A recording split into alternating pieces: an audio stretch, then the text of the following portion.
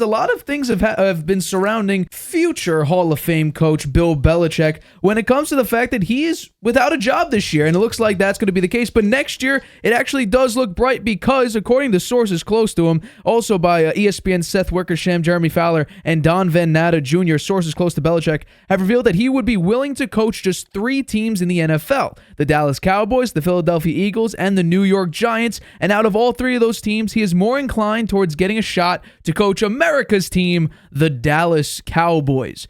Only NFC East teams, which is quite interesting. Now, we saw, this offseason that it looked like he was about to get the Atlanta Falcons job, interviewed twice with them, and according to sources close to him, he thought he did everything right. Said he didn't want the power. He was willing to work with the GM, work with the staff, and the Falcons decided to go forward with Raheem Morris, who was their interim head coach a couple years ago. So Belichick is without a job for at least this season, but according to people around him, he looks like he's willing to coach at age, 72, 73 years old in 2025. I want to know what's the likelihood that Belichick actually does get a shot at coaching once again in his lifetime?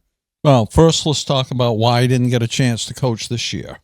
There's word out there that Robert Kraft dissed him to Arthur Blank. They had a couple of conversations. Belichick, confidant and close friend of Kraft, kind of confirmed it that don't trust Bill. You can't trust him. He's difficult, obstinate, stubborn, not worthy of his trust. Very, very arrogant. Says that Kraft said he never had a warm conversation with Bill in reference to his blunt and gruff demeanor. Well, that's pretty negative. I feel sorry for Belichick in this offseason. My God, the dynasty, they tarred him. That made him look like he was very negative, and the main reason that Brady left. And now Kraft, the word is out there that he dished him to Arthur Blank, and being confirmed by several sources, although Patriots spokespeople are saying that's not true. But I don't know. They may be just in damage control. So Blank had 2 lengthy conversations with Belichick, and the crossroads was whether giving him power, operations personnel, and coaching was the right way to go. Was you're saying that Belichick really was happy just to be the coach and was willing to share the power, and that the Falcons leadership said that he wasn't even in the top 3 of the 2 they would pick, but they didn't want him there because he's the greatest coach of all time, and he wants to run things the way his way, and they would be felt like they would be, less needed, and their jobs would be negatively affected by it. So what'd you expect them to say? So I feel bad for Belichick. I'm not sure whether it's true that Kraft said these negative things. Maybe so. I mean, their relationship obviously soured the past few years. It just proves in the NFL it's all about winning. If you win, all these things are taken care of. If you lose, they aren't, and they fester, and this is what happens. Well, I think if the report is true that Robert Kraft, sort of went behind his back and said those things, then you know what? Maybe Kraft is a little bit salty about what? I'm not entirely sure. Does it feel slighted still, like we found out in the dynasty? Does he still feel screwed over? I'm not entirely sure. Do I think he is still upset over the fact that Belichick and Brady did not work out their differences, and that soured a relationship so much so Brady said he would never play for Bill Belichick, even if he played till 50, he was never going to re-sign as long as Belichick was the head coach. Yeah, I think he still takes massive issue to that. But I will say is that it is weird how Belichick and Julian Edelman's coming out and say this. Gronk is still shocked by this. Brady's even come out and said it, how he doesn't have a job this year. Well, like you said, the NFL, it's all about winning. What have you done for me lately? Not what have you done 20 years ago. How have you done recently? And Belichick has failed and failed some more and failed even more. Bad draft after bad draft, not getting the offense right 1,000 times over. He's taken full control of the organization, basically. Every single draft choice was because of Bill Belichick, and the offense suffered because of that. They haven't had a true number 1 receiver since Randy Moss, and that was what? He got traded at week 4 of 2010? So it's been, 14 years since they had an actual wide receiver 1?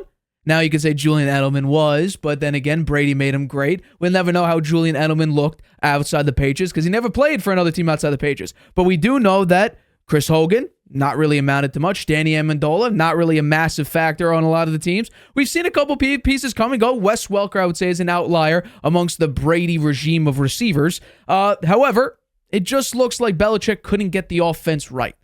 And I will admit Belichick should have, because he needed to say that to Arthur Blank and basically the front office of the Falcons saying, I will give up power, because otherwise he would have never gotten a job, because recent history says he can't get the offense right. But what I will say about this is when it comes to these three teams, each of these three coaches, I would say, is on the hot seat. Brian Daboll might not be, but I definitely think Nick Sirianni is, especially after the meltdown last year.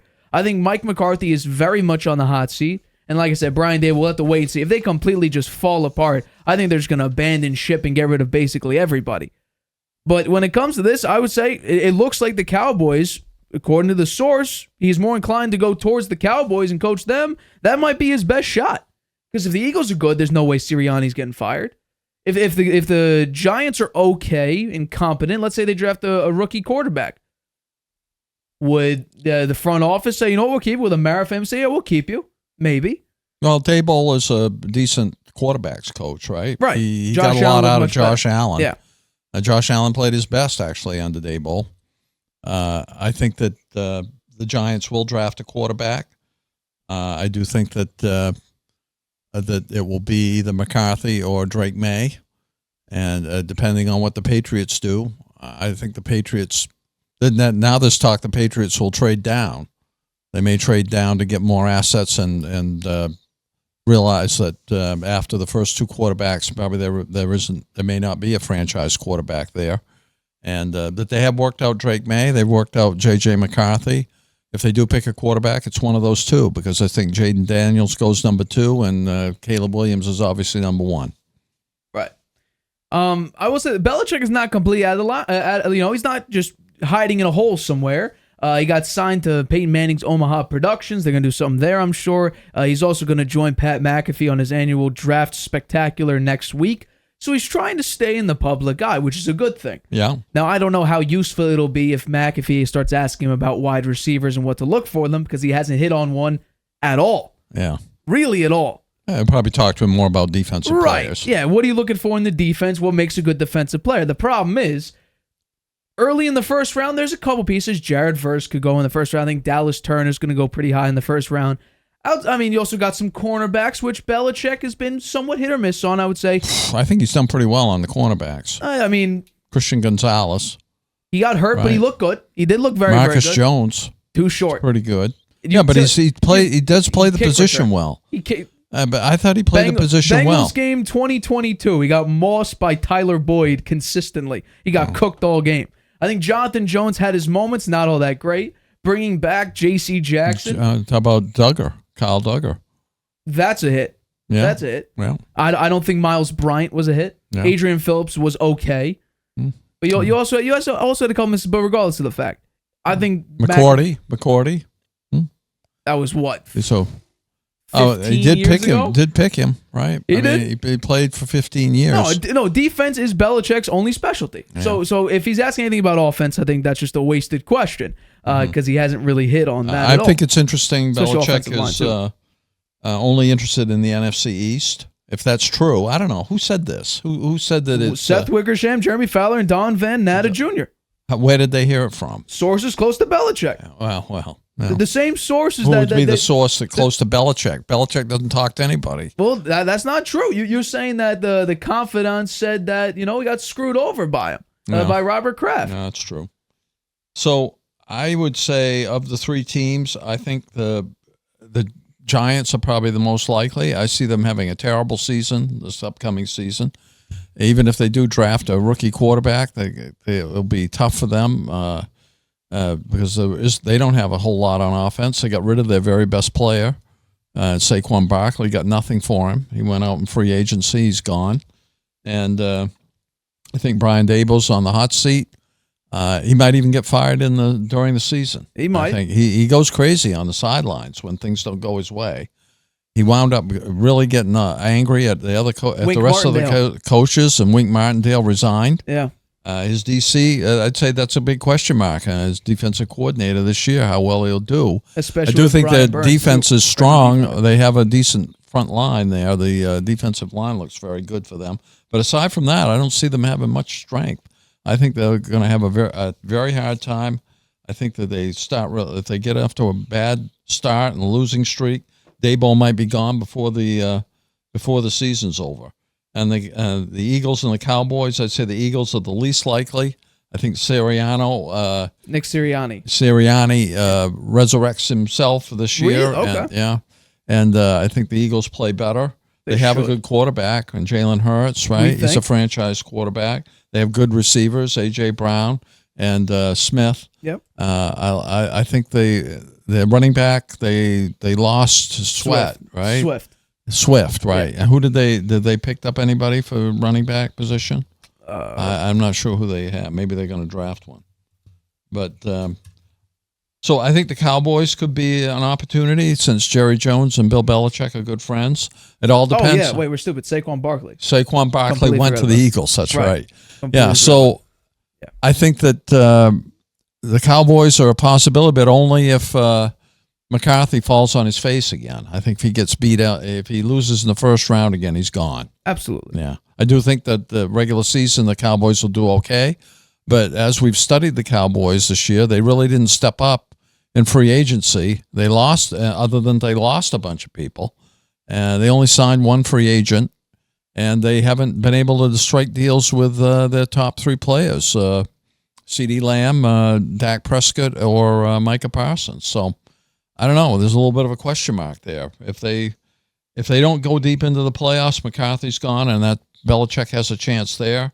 If the Giants get off to a terrible start and Daboll gets canned, then he's got a chance there. So one out of the two, I think. I really think it depends on what coaches are out there. If Ben Johnson decides he's done being the OC of the Lions, I think he'd be I think he would be a higher candidate than Belichick is. Because what we saw this year was there's three teams. I understand, but I don't think all three teams will lose their head coach. I think depending on the outcome, I think if Nick Sirianni and the Eagles do well this year, make the playoffs, maybe if they're a wild card team, let's say the Cowboys win the division, they're a wild card team, win their first play. I'm not saying necessarily make the NFC Championship game, but win one or two playoff games, make it somewhat interesting. I think Sirianni keeps his job. The Cowboys, we should expect what we've seen so far: 12-5, make the playoffs, lose in the first round. Whatever the first round is, whether it's the divisional or whether it's the wild card, I don't think they're going to be the number one seed in the NFC. However, whatever first playoff game they play in, they'll probably lose it, as history has told us. The Giants, I think it really depends on what they're expecting. If Daniel Jones goes out there and is a complete bum and they don't have a backup quarterback, yeah, Brian Daboll is going to get fired probably mid-season. If they draft a quarterback and John Mara and, Daboll talk it over with Joe Shane, then it could be interesting of what they do in the future. Will you keep Brian Daboll, who we saw with Josh Allen? He refined Josh Allen's game pretty well. We saw a little bit of a regression in Allen's game this year. I mean, I'm not saying massive, but we saw streaks of, yikes, this Bills team is not looking too good. But they bounced back late in the year. And, overall, Josh Allen had a pretty good season. It really depends on what the coaching market is. If Steve Wilkes is out there again, I think he'd be an okay candidate. He did a very, very good job on defense in the totality with the 49ers. Had a top-tier defense in the NFL. If Ben Johnson, the OC of the Lions, is available, I think right now, if Ben Johnson is the OC, he'll be the number one candidate next year for head coach. Uh-huh. Well, there's generally 5 or 6 positions open every year. Right. And not only that, let's just say, just hypothetical, let's say the Giants let's say the Cowboys and Eagles both fire their head coaches. The Giants keep Daboll. And let's say Ben Johnson's available and he goes to, let's say, the Philadelphia Eagles. The Cowboys and Robert Saleh, I think, also could get fired. The Jets. Belichick might be forced, based on circumstance alone, to either not get a job or go to some other team. Because if the Cowboys or just the Cowboys lose their head coach, Mike McCarthy gets fired, and Ben Johnson's available, and they probably will sign Ben Johnson, or Kellen Moore, the OC, could become available. I'm not saying the OC for the Cowboys, but Kellen Moore, the offensive coordinator, if he becomes a head coach candidate, he could be, I think, a valuable asset to some team. We saw Brian Callahan become a head coach. Mike Vrabel's still available, or he's technically an advisor now, but he could be another head coaching candidate next year. I think there are going to be a couple head coaches out there that are in advisory roles. Pete Carroll still wants to coach again. I don't know. I think he's a long shot to get another job. Well, I think we could think the same way about Belichick. What we saw from him recently is failure in the draft, not being able to coach offense. The defense is good, but not good enough. The offensive line was in shambles. Yeah, He overspent in free agency to develop just a 10-7 record one year and fall apart year in year after. Okay. Also, the last thing that I'm going to say about this in the case of Belichick is he would need to bow down and say, I will only coach the team. You have a GM in place. If you want to keep your OC along with your DC. I'm going to come in and just coach the team. Yeah. If you have an OC hiring available, if you have an OC spot, I can give you my recommendation. Take it or leave it. Yeah. He can't go over there, change the entire thing.